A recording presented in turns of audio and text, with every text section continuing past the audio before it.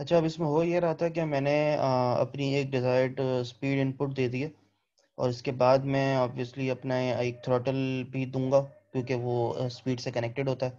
और मैं थ्रॉटल को अभी एक कांस्टेंट वैल्यू दे रहा हूँ जिसको मैंने कोई जाहिर सी बात है कि थ्रॉटल जो है वो या तो 0 से लेके 1 तक ही जाता है, मतलब मिनिमम से लेके मैक्सिमम तक जाता है, मगर बीच में अलग अलग वैल्यूज कुछ ना कुछ होती हैं।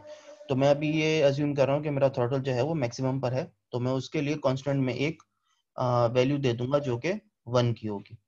तो मैंने यहाँ पे कांस्टेंट 1 का लगा दिया। देन मैंने यहाँ से कुछ वैल्यूज जनरेट करवा के मतलब मैंने स्पीड दे दी और मैंने अपना थ्रॉटल दे दिया एंड देन मैं इसे ले जाऊंगा अपने स्टेट स्पेस में। मगर अभी मैंने कहा कि ज़ाहिर है थ्रॉटल 0 से लेके 1 तक, मतलब मिनिमम से लेके मैक्सिमम तक जाता है। तो मैं उसमें डिफर करने के लिए, मतलब ऐसा कि ड्यूरिंग सिमुलेशन वो 0 से 1 या 0 से 1 बीच में कहीं पे अपनी वैल्यूज जो भी आगे पीछे हो रही है उसको नॉर्मलाइज करने के लिए मैं यहाँ पे एक सैचुरेशन लगाता हूँ। जस्ट सैचुरेशन का ब्लॉक है, कहीं से भी पिक करके इसके अंदर लाइब्रेरी से पिक करके यहाँ पे आप लोग ऐड कर सकते हैं। अपर लिमिट मैंने 1 दे दी है, लोअर लिमिट 0 है, मतलब ये 0 से लेके 1 तक जाएगा, इससे आगे मूव नहीं करेगा ये। और मैंने इन दोनों को ऐड एक एडर के बॉक्स में डाल दिया एंड देन मैं इसे गुजार रहा हूँ एक पीआईडी से। पीआईडी से मेरे गुजारने का मकसद ये है कि मैं अपनी वैल्यू को स्टेबलाइज करना चाह रहा हूँ। अब जाहिर सी बात है कि मैं कोई एक वैल्यू जनरेट करवाता हूँ। सपोज कि मैंने स्पीड ही देनी है 35 मीटर पर सेकेंड की मैंने स्पीड देनी है। होता क्या है कि अक्सर मैं यहाँ से जनरेट करवा के स्टेट स्पेस में दे रहा हूँ, तो मेरी वैल्यूज बहुत ही ज़्यादा फ्लक्चुएट हो रही होती है, मतलब वो कभी 34 है तो कभी 36 पे जा रही है।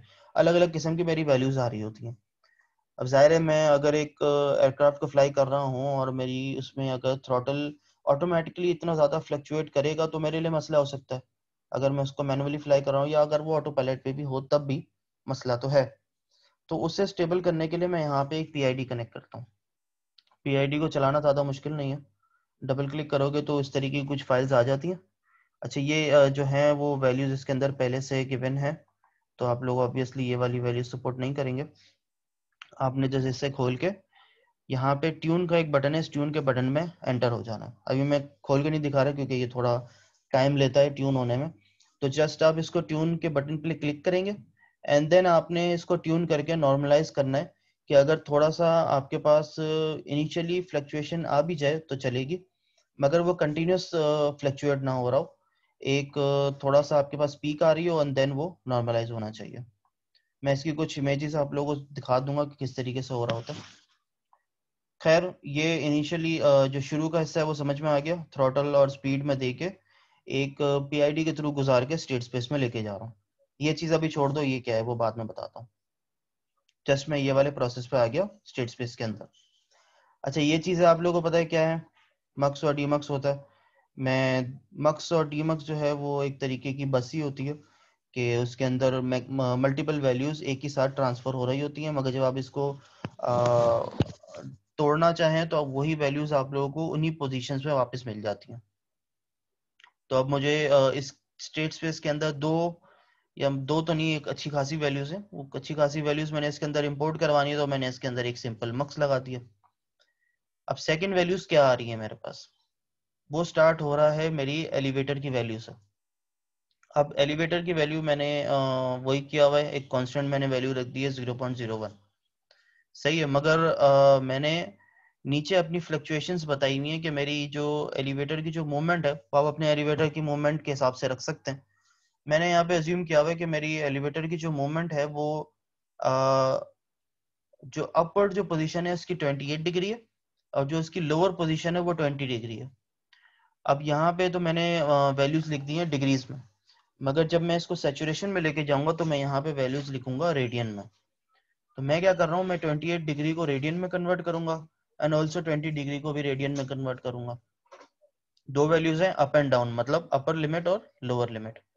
तो मैंने जस्ट 28 डिग्री को रेडियन में कन्वर्ट किया, मेरे पास कुछ 0.4887 की वैल्यू आई, मैंने यहाँ पुट कर दी। एंड जब मैंने लोअर लिमिट की 20 डिग्री को कन्वर्ट किया रेडियंस में तो मेरे पास 0.349 की वैल्यू आई। अब वो लोअर लिमिट है, जब जीरो है तो जीरो है, वो माइनस या प्लस से फर्क नहीं पड़ता। मगर जब जीरो के अलावा कुछ वैल्यूज हैं या कोई भी वैल्यू है, तो अगर वो लोअर लिमिट है तो ऑब्वियसली वो नेगेटिव की तरफ जा रही है। तो मैं नेगेटिव से मेंशन कर दूंगा।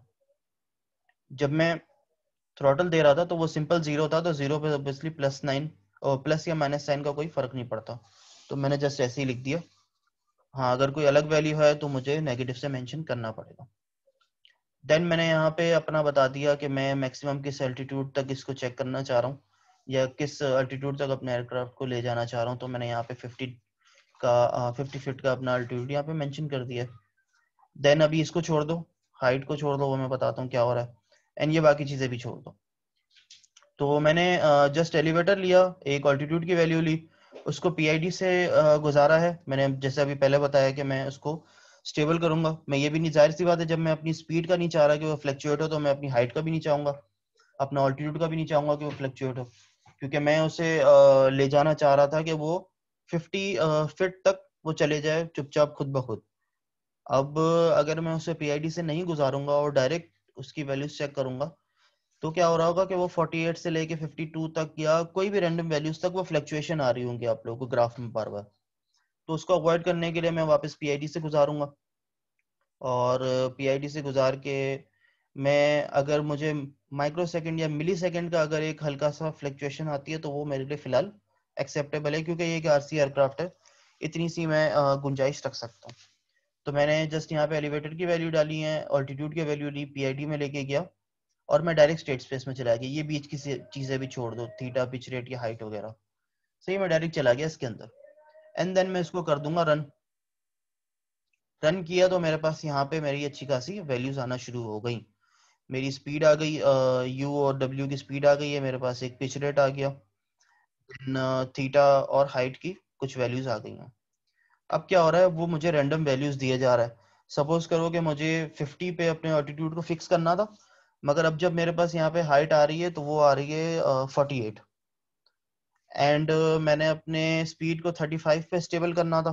35 दिया है तो 35 पे स्टेबल होना चाहिए, मगर जब मैं यहाँ पे ग्राफ चेक कर रहा हूँ तो वो आ रहा है 36। तो इसके लिए हम क्या करते हैं कि हम इन्हीं वैल्यूज को दोबारा, एरर रिजॉल्व का तरीका जाहिर सी बात है सबको पता है कि मैं क्लोज लूप बनाता हूँ और मैं एरर रिजॉल्व कर लेता हूँ। तो जो वैल्यू मैं यहाँ आ रही है मैं वही वैल्यू वापस यहाँ पे ले जाऊंगा, माइनस करवाऊंगा, एरर माइनस होगा, अगेन पीआईडी से गुजरेगा और स्टेट स्पेस में चले जाएगा। इसी तरीके का जब मेरी हाइट स्टेबल नहीं है, मुझे 50 चाहिए थी, 48 आ रही है, तो मैं यहीं से वापस हाइट को लेके गया, यहाँ पे माइनस करवाया, देन पीआईडी में लेके गया, इससे स्टेबल करवाया। अब मेरी जो हाइट आ रही होगी वो प्रॉपर 50 होगी।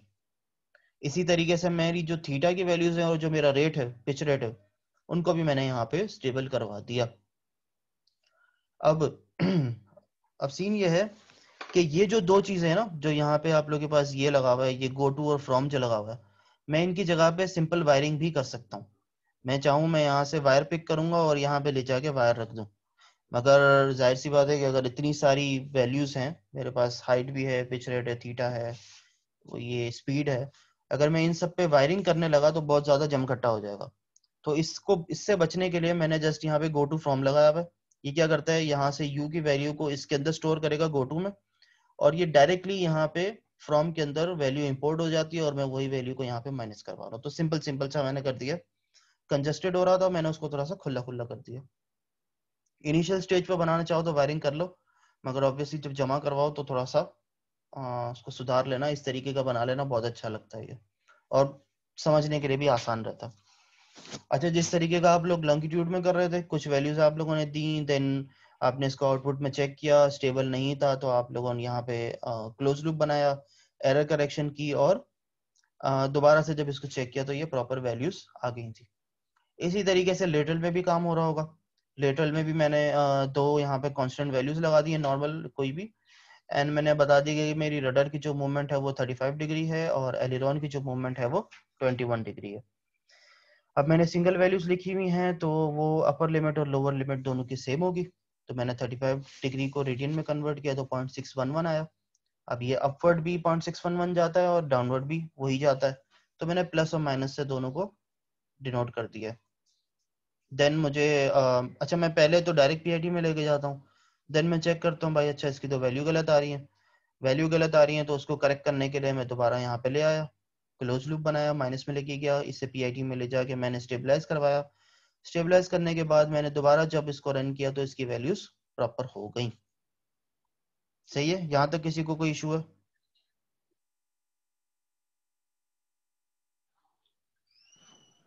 सर हम्म, कोई इशू नहीं। सही है। ये सिंपल सी ब्लॉक डायग्राम है, आप लोगों ने डिजाइन करनी है, कोई इसमें कोई बड़ा तीर मारने के लिए मैंने नहीं कहा है। इसकी स्कीमेटिक आप लोगों के मैनुअल में भी गिवन है, और अगर आप इसे जस्ट डायरेक्ट फॉलो, अच्छा इसमें एक चीज का ध्यान रखिएगा, ये जो 3 पीआईडीज लगे हुए हैं ना, इनमें हो जाता है कभी कभी इशू। होता यह है कि अगर मैं इस वाले पीआईडी को स्टेबल करके इस पीआईडी को स्टेबल करने लगता हूँ तो पिछली वैल्यू खराब हो जाती है। देन अगर मैं इन दोनों को सही कर लूं और फिर इससे करूं, तीसरे नंबर पे अगर मैं इसको करूं, तो पिछले वाली दोनों की खराब हो जाती है। तो इसमें एक चीज का ध्यान रखिएगा कि पहले इस लास्ट वाले पीआईडी को स्टेबल करें, देन इसको, और देन इसको, तो आप लोगों को इंशाल्लाह प्रॉपर सही वैल्यूज आ रही होंगी। और ऐसा हो तो अक्सर अगर आपको लगे कि भाई आउटपुट गलत आ रहा है, तो पीआईडीज को दोबारा ओपन करके ट्यूनिंग, यहाँ ट्यून का जो ऑप्शन है इसमें जाके आप चेक भी कर सकते हैं कि आपके पास किस तरह का ग्राफ आ रहा है। तो मैं कह रहा हूँ, देखिए मैंने इसको क्लिक कर दिया तो काफ़ी टाइम इसको लगता है ओपन होने में, इसलिए मैं अभी लेक्चर के दौरान नहीं बता रहा था, मगर आप लोग इसको बाद में भी चेक कर सकते हैं। जब खुद कर रहे होंगे तो बहुत सिंपल हो जाएगा। अभी देखिए यहाँ पे कोई एरर भी इसने जनरेट किया है। अच्छा, ये digital.com से रिलेटेड है क्योंकि ये वहाँ से वैल्यूज पिक कर रहा है। तो ये तो खैर आप लोग की नेक्स्ट लैब का टास्क है, तो इसको तो अभी छोड़ दें, मगर आप लोग के पास ये वैल्यू जनरेट नहीं होगी और एरर जनरेट नहीं होगा। सही, कुछ इस तरीके का आप लोग के पास खुलता है जब आप ट्यूनिंग में जाएंगे तो आप लोगों ने अपनी ट्यूनिंग जो करनी है, अभी तो मेरे पास ऑब्वियसली उसने वहाँ से वैल्यूज पिक की हैं तो मेरे पास प्रॉपर नहीं आ रही। आप लोग इनिशियली इसको डिज़ाइन कर रहे होंगे तो आप लोग के पास यहाँ पे एक ग्राफ शो हो रहा होगा, तो आप लोग उसको यहाँ से रिस्पॉन्स टाइम से भी चेक कर सकते हैं। रिस्पॉन्स टाइम से वेरी करेंगे तो आप लोग के पास ग्राफ प्रॉपर हो जाएगा। और यहाँ से अगर फिर भी थोड़ा बहुत तंग कर रहा हो तो उसे एग्रेसिव या रोबोस्ट की तरफ ले जाके इसका ट्रांजिएंट बिहेवियर जो है इसको चेंज करके भी आप लोग सेट कर सकते हैं। एंड जब एक दफा ये सेट हो जाए तो इसको सेव कर लीजिए यहाँ से।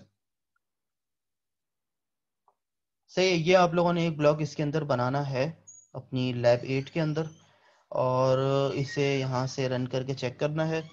रन करने के बाद अक्सर ये होता है कि अगर आपकी पीआईडी प्रॉपर सेट नहीं हुआ होता तो यहाँ पे आपको जो सिमुलेशन टाइम है वो बहुत ही अजीब सा चल रहा होता है, मतलब बहुत स्लो, मतलब मिली सेकेंड या माइक्रो सेकेंड में चल रहा होगा। तो आपको उसे रियल टाइम में लाना है। तो अगर वो टाइम गलत चल रहा है तो आपको ये देख के अंदाजा हो जाएगा कि आपकी किसी ना किसी पीआईडी में कोई ना कोई गड़बड़ है जो आपने रिजॉल्व करनी है। तो वो आप लोग अपना इशू रिजॉल्व करेंगे तो वो प्रॉपर हो जाएगा। फिर भी कोई इशू है, वे भी कोई मसला हो तो आप लोग कांटेक्ट कर सकते हैं। अच्छा, वहां पे आप लोग देख ले, मैंने वर्कस्पेस में जो फाइल लोड की थी उसकी वजह से अब ये बेहतर हो चुका है। जो रेड वाला जो भी मेरे पास एरर आ रहा था कि अनडिफाइंड वैल्यूज हैं, वो एरर जा चुका है। और ये जो भी मेरी वैल्यूज थी वो इसके अंदर स्टोर हो चुकी हैं अभी। अच्छा, आप लोगों की इस लैब का जो सेकंड टास्क है वो है मेरे जो मेरी मैंने वैल्यूज जो मैंने डिजाइन की हैं, या जो मेरी वैल्यूज मुझे एक्सएफएलआर से या डॉट से मिली हैं, अ, उनका इस रियल टाइम पे इन्वायरमेंट क्या है, और इस इन्वायरमेंट को मैं अपने फ्लाइट गियर में किस तरीके से इंपोर्ट करवाऊंगा। अच्छा, इसमें क्या हो रहा है कि मेरे पास कुछ नॉर्मल से ब्लॉक्स लगे हुए हैं जिनमें मैं अपनी वैल्यूज को चेक भी कर रहा हूँ, और कुछ वैल्यूज जो मेरी नीडेड हैं उन वैल्यूज को मैं बाहर एक्सपोर्ट भी करवा रहा हूँ। अच्छा, अब मैं इस पहले बॉक्स को तो अभी मैं नहीं बताऊंगा क्योंकि इस बॉक्स में जो मेरी एक वैल्यू है वो कहीं और से इंपोर्ट होके आ रही है जो कि आपके नेक्स्ट लैब से कनेक्टेड है। तो ये एनवायरनमेंट का जो ब्लॉक है वो मैं आप लोगों को नेक्स्ट लैब में, एनवायरनमेंट का ये जो खास ब्लॉक है विंड टनल वाला, विंड टर्बाइन वाला, सॉरी विंड टर्बुलेंस वाला मॉडल जो है, ये नेक्स्ट लैब से कनेक्टेड है, तो ये मैं आपको नेक्स्ट लैब के साथ ही बता दूंगा। अभी फिलहाल जो है हम ये दो तीन चीजें देख लेते हैं। पहला जो है मैं मेजर करना चाह रहा हूँ flat earth to LLA. LLA जो है वो मेरा है लॉन्गिट्यूड, लेटीट्यूड और ऑल्टीट्यूड, ये तीन वैल्यूज ये एक्सपोर्ट करता है। अच्छा, इसके अंदर मेरी दो वैल्यूज ये मुझसे मांग रहा है। पहली जो है एक्स ई। अच्छा, एक्स ई क्या है वो मैं बता देता हूँ। और मुझसे मांग रहा है मेरी हाइट, मतलब मेरा जो भी ऑल्टीट्यूड था। अच्छा, एक्स ई जो है वो है मेरा 3 डिस्टेंसेस, मतलब मेरी एक्स वाई और जेड के डिस्टेंसेस। अच्छा, ये तो सबको पता होगा कि अगर मैं वेलोसिटीज की वैल्यूज को इंटीग्रेट करूं तो मुझे मेरा डिस्टेंस मिल जाता है। तो वो चीज मैं यहाँ से सिंपली ले सकता हूँ। कैसे ले सकता हूँ? मेरा u है, मेरे पास v है और मेरे पास w है। मैं जस्ट यहाँ पे एक मक्स लगाऊंगा। मैं मक्स में u v और w की तीनों की वैल्यूज को मक्स के अंदर ऐड करूंगा और मैं मक्स के एंड में मैं एक इंटीग्रेटर लगा दूंगा। या मैं ये कर सकता हूँ कि मैं इन तीनों वैल्यूज को यहाँ से पिक करूँ, हर वैल्यू के आगे है कि इंटीग्रेटर लगाऊं, एंड देन उन तीनों के जो आउटपुट आ रहे थे उसे इंटीग्रेटर में लेके जाऊं, ओ सॉरी मक्स में लेके जाऊं, और एक आउटपुट ले लूं। कैसे, वो मैं एक मिनट बता देता हूँ आप लोगों को। ऐसे बताने में थोड़ा ट्रिकी हो जाएगा।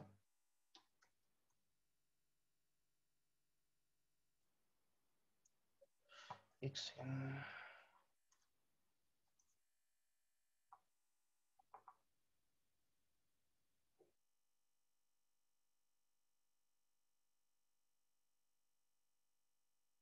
एक इंटीग्रेटर का एक छोटा सा ब्लॉक होता है, ये रहा। सही है, ये जस्ट मैंने एक इंटीग्रेटर पिक किया।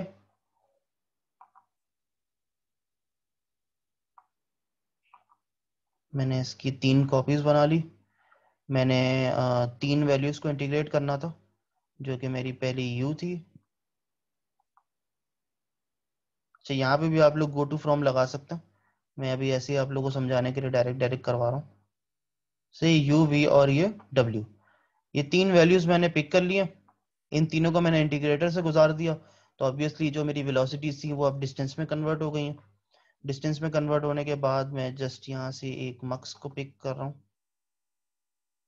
मक्स मेरा 2 इनपुट का था तो मैंने इसे 3 का कर दिया। यहाँ से मुझे ये मैक्सिमाइज करने का ऑप्शन देता है।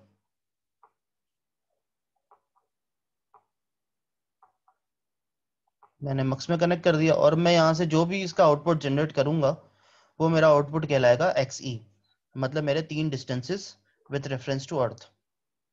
सही है, मैं कुछ भी कर सकता हूँ। मैं इस तरीके का कोई एक आउटपुट यहाँ पे सेलेक्ट कर दूंगा। अच्छा, ये जो चीज होती है ना, ये इनपुट और आउटपुट कहलाती है। इन और आउट करके आप लोगों को लाइब्रेरी में मिल जाएगी। ये जो चीज लगी हुई है ये आउट है।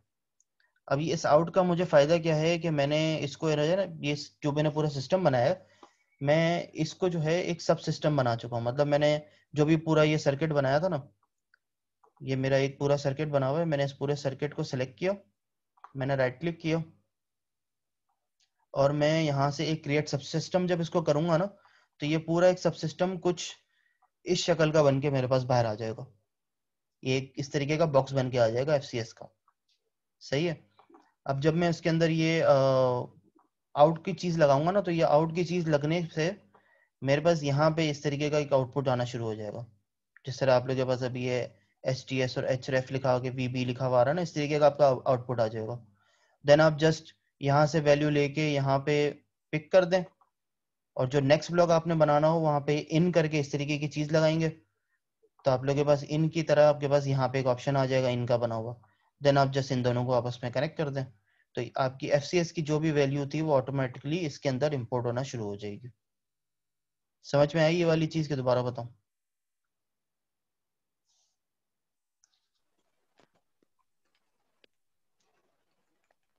दोबारा जी बता सर, दो। आ गई। देखो हो क्या रहा है, ये चीज तो समझ आ गई ना कि मैंने इन सबको इंटीग्रेट करके मैंने यहाँ से एक एक्सी बना दिया। अब मैंने क्या किया, यस सर। मैंने यहाँ से सेलेक्ट किया आउट। ये देखो, ये जब मैंने आउट लिखा ना, तो ये एक आउट चीज यहाँ पे ये बनी हुई आ गई। मैंने जैसे यहाँ पे पिक कर दिया, मैंने इसको अपना एक नाम दे दिया। अभी मैं एक दूसरा नाम रख रहा हूँ क्योंकि मेरे पास कहीं से एक और भी वैल्यू आ रही है ना, तो मैं XE_FCS लिख देता हूँ उसको। सही है, ये मैंने यहाँ पे एक आउट का चीज बना दी, ये चीज मेरी बन गई। अब हुआ क्या कि मैंने इस पूरे को सब सिस्टम बना दिया था। सब सिस्टम बनाने का भी तरीका मैं देखो एक और एग्जांपल दे देता हूँ। ये सपोज करो ये मेरे पास एक चीज है, मैंने सेलेक्ट किया, मैंने इसको बना दिया क्रिएट सब सिस्टम, तो एक छोटा सा डब्बा बन गया। तो इसी तरीके से जब मैं इस सब को सेलेक्ट करके सब सिस्टम में क्लिक करूंगा ना, तो इस तरीके का डब्बा बन जाएगा जो FCS बना हुआ है। इसी तरीके से मैंने ये वाली जो सारी ब्लॉक डायग्राम बनाई है, सब कुछ बनाया है, इन सबको सेलेक्ट करके जब मैंने इस तरीके से राइट क्लिक करके सब सिस्टम पे क्लिक करूंगा ना, तो ऐसा एक एनवायरनमेंट का भी डब्बा बन जाएगा। अब हो क्या रहा है कि एनवायरनमेंट के बॉक्स के अंदर मुझे रिक्वायर्ड है XE, और मेरा XE जो है वो एक्सपोर्ट हो रहा है FCS के ब्लॉक से। तो मैंने क्या करना है, मैंने इस FCS के ब्लॉक की वैल्यू को इंपोर्ट करवाना है एनवायरनमेंट के ब्लॉक के अंदर। मैंने यहाँ पे क्या किया, वापस लाइब्रेरी में गया, मेरे पास जाहिर से मैंने वहां से वैल्यू यहाँ अंदर लेके आनी है ना, तो मैंने यहाँ पे इनका ब्लॉक सेलेक्ट, इनका एक ब्लॉक इंपोर्ट करूंगा। मैंने यहाँ से हटाया, मैं यहाँ से इसको सेलेक्ट कर दिया, सॉरी सही, इसको भी मैं दोबारा यहाँ पे नाम दे देता हूँ जो मैंने वहां पे दिया। अच्छा, नाम सबके हमेशा सेम होने चाहिए। मैंने XE_FCS लिख दिया। अब मैं इसको थोड़ा सा जूम कर लेता हूँ।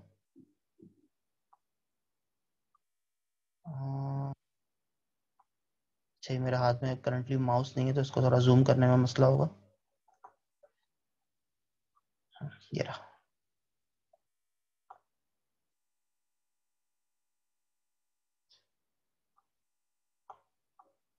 अच्छा, आपको थोड़ा तो अभी थोड़ा बेहतर दिख रहा होगा। यहाँ पे देख रहे हैं मुझे XEFCS करके आ रहा है। मतलब मैंने यहाँ पे कोई भी, अगर मैं वैल्यू को यहाँ पे कनेक्ट करवाऊंगा, तो वो एज अ डिस्टेंसेस की वैल्यूज यहाँ पे अंदर आना शुरू हो जाएंगी, क्योंकि ये देखो इंपोर्ट की जगह पे लगा हुआ है। और यहाँ पे जो मैं वैल्यूज, ये वाली XEFCS की जो वैल्यू थी मैं आउट करवाना चाह रहा था, मैंने जब ये ब्लॉक कनेक्ट किया तो यहाँ पे देखो XEFCS करके एक आउटपुट आना शुरू हो गया। दिख रहा है सबको FCS के ये आउटपुट में, यहाँ पे एक आउटपुट आ रहा है मेरे पास, जो मैं अभी रेड लाइन के साथ में कनेक्ट कर रहा हूँ, और ये मैं चीज ले आया यहाँ पे। अब इससे क्या हुआ, FCS की जो भी XE की वैल्यू थी वो सारी ऑटोमेटिकली आ गई एनवायरनमेंट के ब्लॉक के अंदर, इस वाली केबल के थ्रू। आया समझ में? Yes sir. सर सही है। अब XE की वैल्यू मेरे से FCS के ब्लॉक से इंपोर्ट होके आ गई मेरे एनवायरनमेंट के ब्लॉक के अंदर। मतलब मेरा जो पहली रिक्वायरमेंट थी वो तो फुलफिल हो गई। देन मुझे अपनी हाइट चाहिए थी। अब हाइट भी जाहिर सी बात है मेरे FCS के ब्लॉक से ही आ रही थी। हाइट ये रहा, हाइट मेरा ये कैलकुलेट हो रहा था, और हाइट मेरा कैलकुलेट होने के बाद यहाँ से मैं दोबारा इसे क्लोज लूप बना रहा था, देन PID से गुजार रहा था, देन वो ऑटोमेटिकली जाहिर सी बात है कैलिब्रेट होके एरर रिजॉल्व होके मेरे पास आउटपुट आ रहा था। अब मैं चाहूँ तो मैं यहाँ से हाइट रेफरेंस ले लूँ, या मैं यहाँ से ले लूँ, बात एक ही है, क्योंकि वो कंटिन्यूसली लूप में चल रहा है तो वो एरर इसका कैंसिल आउट हो जा रहा है। अब जाहिर सी बात है मुझे हाइट भी चाहिए एनवायरनमेंट के ब्लॉक में, तो मैंने वापस यहाँ पे एक आउटपुट का ब्लॉक सेलेक्ट किया, उसे मैंने हाइट के साथ कनेक्ट कर दिया। ये रहा, हाइट के साथ कनेक्ट किया तो मेरे FCS के ब्लॉक में देखो यहाँ पे एक आउटपुट जनरेट हो रहा है हाइट रेफरेंस का। ये रहा, छोटा सा बना हुआ है जहाँ पे मैं कर्सर मूव कर रहा हूँ।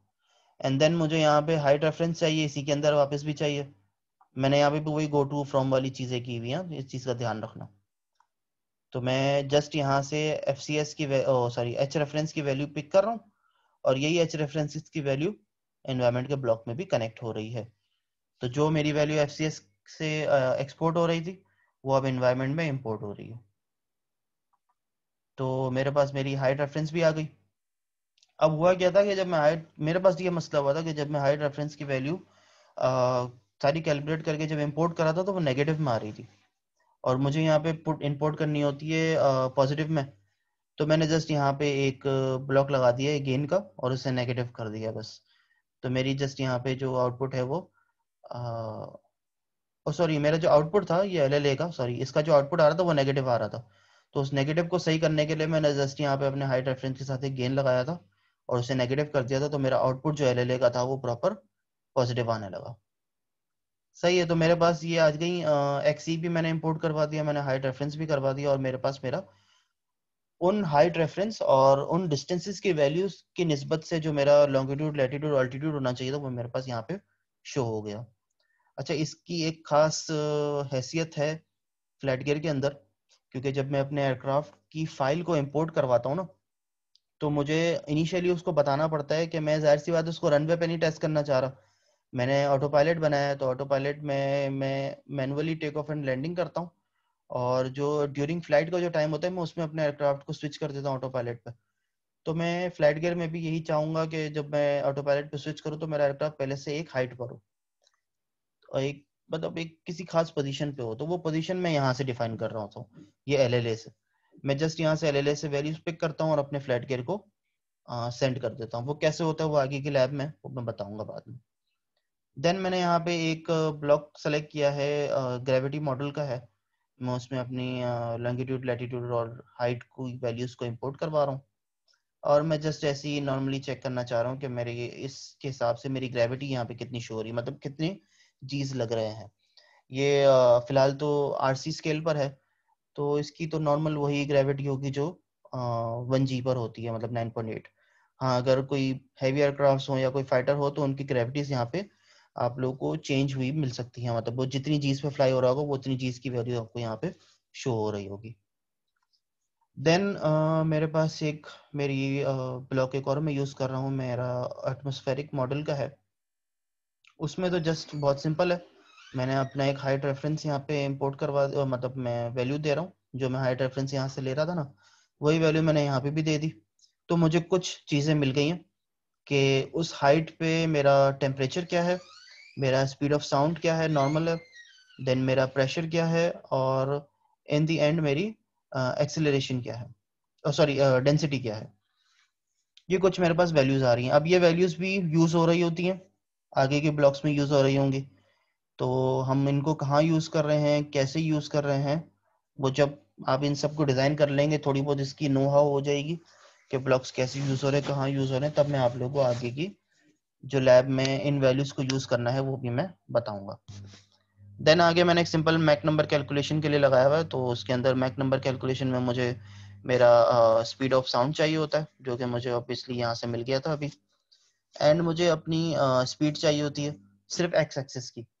अब मसला ये है कि इसे स्पीड तो चाहिए, मगर इसे 3 एक्सिस की चाहिए, और ये 3 एक्सिस के साथ साथ कहता ये है कि भाई मुझे 3 एक्सिस की दो, तो मगर मुझे मतलब मुझे 3 वैल्यूज चाहिए, मगर मुझे उन 3 वैल्यूज में मुझे चाहिए सिर्फ आपकी एक्स एक्सिस की वैल्यू। तो मैं दो एक रैंडम एक्सिस की वैल्यूज दिखा रहा हूँ उसको 0 0, और जो मेरी पहले से जो मैंने एफसीएस के ब्लॉक में जो मैंने एक स्पीड सेट की हुई थी एक्स एक्सिस पे 35, वो मैं यहाँ पे मेंशन कर रहा हूँ। देन ऑब्वियसली 3 वैल्यूज चाहिए थी, 3 वैल्यूज एक ही जगह पे इंपोर्ट करवानी, तो मैंने मक्स लगा दिया, और मैंने मक्स लगाने के बाद इसके अंदर इसे इंपोर्ट करवा दिया।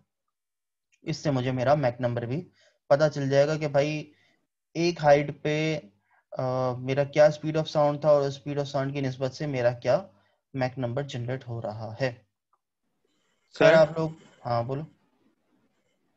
सर ये जो स्पीड ऑफ साउंड है, हम्म इसका इनपुट हमारे पास कहाँ से आ रहा है? ये इसका डेटा कैसे आ रहा है? और ये हर हाइट पे चेंज होती है ना, तो वो कैसे कंपनसेट होगा? उसमें खुद ही देखो, वो कैलकुलेट होता है या कैसे? हाँ, ये ब्लॉक जो है ये एक यूनिवर्सल ब्लॉक है। ये आपकी एक मैक्सिमम हाइट की निस्बत से आपको आपका स्पीड ऑफ साउंड बता रहा है। अभी हमने एक नॉर्मली ही इसको यूज किया है, तो अगर ये है कि मैं इसकी हाइट को डिफर करता रहूंगा ना, अभी जैसे मैंने इसको 50 फीट की हाइट पे रखा हुआ है, तो ये 50 फीट की हाइट्स पे बता रहा होगा, उस हिसाब से बता रहा होगा कि भाई आपका ये स्पीड ऑफ साउंड होना चाहिए। अगर मैं उस हाइट को वेरी करूंगा तो मेरा यहाँ पे स्पीड ऑफ साउंड भी वेरी कर रहा होगा, और उस स्पीड ऑफ साउंड की निस्बत से मेरा मैक नंबर भी वेरी हो रहा होगा। सर तो ये मैटलैब में अपना फंक्शन है या ये ब्लॉक हमने पूरा खुद डिजाइन किया है नहीं, कैलकुलेशंस अभी देखो इसके पुट करके? मैंने यहाँ पे जितने भी ब्लॉक्स लगाए हैं ना, ये पहले से इसकी लाइब्रेरी में प्री डिफाइंड है। सही है, मैं फिलहाल आप लोगों को ये सजेस्ट करूंगा कि आप लोग 2018 का ही वर्जन यूज कीजिएगा, क्योंकि इससे जो लोअर के वर्जन है ना उनमें ये सारी ब्लॉक्स अवेलेबल नहीं है। ये जो है पहले से डिजाइन ब्लॉक्स हैं जो इनकी लाइब्रेरी में मौजूद हैं, इसमें से मैंने कुछ भी खुद डिजाइन नहीं किया है। मैं इन ब्लॉक्स की निस्बत से अपना एक प्रोग्राम डिजाइन कर रहा हूँ, स्कीमेटिक डिजाइन कर रहा हूँ, जिनमें मुझे ये, मैं अगर इनको कुछ वैल्यूज प्रोवाइड करूँ तो ये मुझे कुछ वैल्यूज जनरेट करके देते हैं जो मुझे नीडफुल होती हैं। हाँ, अगर ये मेरी वैसे अब तक जो मैंने नोटिस किया है वो मेरी जिन जिन हाइट्स पे मैंने जिन जिन वैल्यूज पे मुझे जो वैल्यूज रिक्वायर्ड होनी चाहिए या जो आइडियल वैल्यूज होनी चाहिए उस हिसाब से वैल्यूज आ रही होती हैं। अगर नहीं आ रही हों तो मैं वही करता हूँ जो मैं एफसीएस के ब्लॉक में कर रहा था कि मैं उन्हें खुद अपने हिसाब से स्टेबल करता हूँ। तो यहाँ पे मैंने वही नोटिस किया था कि जो इस हाइट पे और इन कैलकुलेशंस के हिसाब से जो टेम्परेचर होना चाहिए था या जो प्रेशर होना चाहिए था या जो स्पीड ऑफ साउंड होनी चाहिए थी वो वही वैल्यूज आ रही थी। हाँ, अगर आप लोग के पास कुछ वैल्यूज का डिफर हो तो यू कैन कंसल्ट, वैसे होगा नहीं। इतना जो मैंने नोटिस किया है, जितना मैं अब तक डिजाइन करता रहा हूँ, तो उसमें मुझे इन तरह की कोई भी वैल्यूज में डिफर आया नहीं था। जो होना चाहिए रियल टाइम में वही वैल्यूज आती हैं इनकी। सही है सर, सही।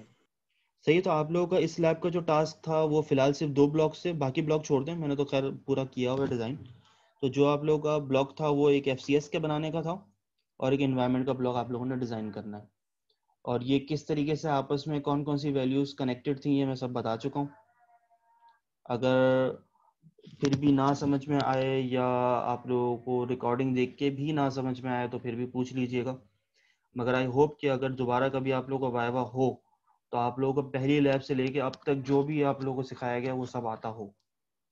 और अगर मेरी डेटकॉम की लैब्स में अगर आप लोगों को इशू है तो मैं आप लोगों के लिए दोबारा वो लैब ऑनलाइन ले सकता हूँ। मेरे पास कुछ इश्यूज थे, कभी इंटरनेट का भी था और मेरे लैपटॉप का भी इशू था, तो मुझे किसी से लैपटॉप बोरो करके वो रिकॉर्ड करनी पड़ी थी क्योंकि मेरे लैपटॉप में विंडोज 10 की वजह से वो रन नहीं हो रही है डेटकॉम की वो फाइल। तो मुझे किसी से बोरो करना पड़ा था, इसलिए वो मुझे वो लैब्स रिकॉर्ड करनी पड़ी थी, वरना मैं ऑनलाइन ही लेता। तो अगर आप लोगों को कोडिंग बेस्ड अगर कोई इशू है तो मैं ऑनलाइन वो लैब दोबारा कंडक्ट कर सकता हूँ, अपने लैपटॉप पे कर सकता हूँ। वो मैं कोडिंग बेस्ड तो आप लोगों को सिखा दूंगा, मगर मैं ज़ाहिर है उसको रन नहीं कर पाऊंगा। और आप लोगों के पास रन का कोई इशू होना भी नहीं चाहिए क्योंकि वो रन होके सिर्फ मुझे वो दिखा रहा होता है कि मैंने जो भी डिज़ाइन किया है या जो भी मैंने वैल्यूज पुट किए हैं वो उनका आउटपुट कैसा आ रहा था, जस्ट वो मुझे बता रहा होता है। उसके अलावा उसकी रन होने के बाद कोई वैल्यू कोई खास वजह नहीं है। हाँ, ये है कि रन होने के बाद वो पूरा उसको सिमुलेट कर लेता है, तो जो भी एरर्स होते हैं वो मैं एरर रिजॉल्व कर सकता हूँ एक तरीके से। हाँ, ये मुझे फ़ायदा है। मगर अगर इसके अलावा आप लोगों ने सिर्फ कोडिंग रिलेटेड ही कोई क्वेश्चंस पूछने हैं या कुछ क्यूरीज हैं तो मैं ऑनलाइन वो लेक्चर दोबारा ले सकता हूँ अपने लैपटॉप पे, मैं कर लूँगा दोबारा अगर आप लोगों को इश्यूज हैं। और अगर इश्यूज नहीं हैं तो आई होप कि अगर दोबारा वाइवा हो तो वो ऐसा हो कि मुझे लगे कि हाँ आप लोगों को सब कुछ समझ में आ गया। कोई ये ना कहे कि मैंने रिकॉर्ड नहीं किया, कोई ये ना कहे कि मैंने इंस्टॉल नहीं किया या मैंने अब तक काम नहीं किया है या मुझे समझ में नहीं आया। ये वाले एक्सक्यूजेस मैं दोबारा नहीं सुनूंगा। सही है। आज की लैब में कोई आप लोगों को इशू है इन 2 ब्लॉक से रिलेटेड? No sir. किसी को भी कोई सर भी इशू नहीं है? गेट इनटू पीसी मैंने देखा नहीं मिला मुझे, एक्स वाला किसका? सॉफ्टवेयर जो है हम्म। वो गेट इनटू पीसी में मिल जाएंगे? यार सॉफ्टवेयर कौन से किस वाले की बात कर रहे हो? डेट कॉम और एक्स वाला R5। यार डेटकॉम और एक्सफ्लार का मुझे आइडिया नहीं है, मगर डेटकॉम तो मैंने आप लोग के एलएमएस पे वो सॉफ्टवेयर अपलोड भी किया हुआ है। और अगर वो वहाँ पे नहीं भी हो तो आप लोग डेटकॉम तो ऑनलाइन भी डाउनलोड कर सकते हैं, कहीं से ही मिल जाएगा। एक्सफ्लार में देख लेता हूँ, अगर आप लोगों के एलएमएस पे नहीं है तो वो भी मैं अपलोड कर देता हूँ। एक्सफ्लार आप लोगों को इंस्टॉल नहीं करना पड़ता, वो डायरेक्ट हिट एंड डन है, मतलब वो आप लोगों का पहले से डाउनलोड होता है, पोर्टेबल है। डेटकॉम इंस्टॉल करना पड़ता है, उसकी मैंने फाइल आप लोगों को एलएमएस पे दी हुई है।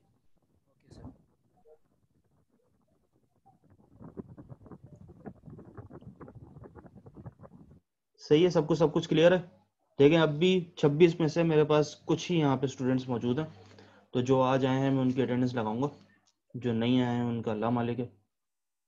ये आप लोगों को चलो थोड़ा सा मैं ऑब्वियसली संडे वाले दिन क्लास लेके तंगी कर रहा हूँ, मगर थोड़ा सा कॉम्प्रोमाइज़ इसलिए भी करना पड़ेगा क्योंकि मुझे जो है वो वर्कशॉप की क्लासेस लेने के लिए यूनिवर्सिटी जाना पड़ता है। तो आप लोगों की जो भी लैब्स होती हैं वो उसी टाइम पे क्लैश हो रही होती हैं। तो मैं जाहिर सी बात है यूनिवर्सिटी में एक लैब करवाते करवाते आप लोग ऑनलाइन लेक्चर नहीं ले सकता। तो थोड़ा सा अगर ये 1-2 वीक्स के लिए अगर आप लोग थोड़ी सी कुर्बानी दे दें अपने संडे की कुछ टाइम की, तो आप लोगों का मैं एक तरीके से फेवर ही समझूंगा। मैं चाहूँ तो रिकॉर्ड कर दूँ, मगर रिकॉर्ड करने का मुझे कोई फ़ायदा यहाँ पे लग नहीं रहा है क्योंकि आप लोग सुनते नहीं है लेक्चर। एंड ऑब्वियसली मुझे इतना यकीन है कि यहाँ पे भी कुछ लोग ऐसे होंगे कि कनेक्ट करके अटेंडेंस लगा के गायब हुए पड़े, म्यूट करके सुन कुछ भी नहीं रहे होंगे। तो मुझे इतना तो यकीन है कि मैं ऑनलाइन रहूं या मैं रिकॉर्ड करूं, उससे कोई फ़र्क नहीं पड़ता।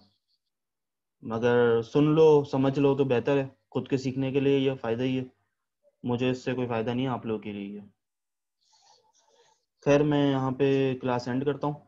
किसी को कभी कोई इशू हो सॉफ्टवेयर से रिलेटेड या डायग्राम से रिलेटेड, स्कीमेटिक से रिलेटेड, तो मुझे कांटेक्ट कर ले। टिल देन अल्लाह हाफिज़। अल्लाह हाफिज़ सर।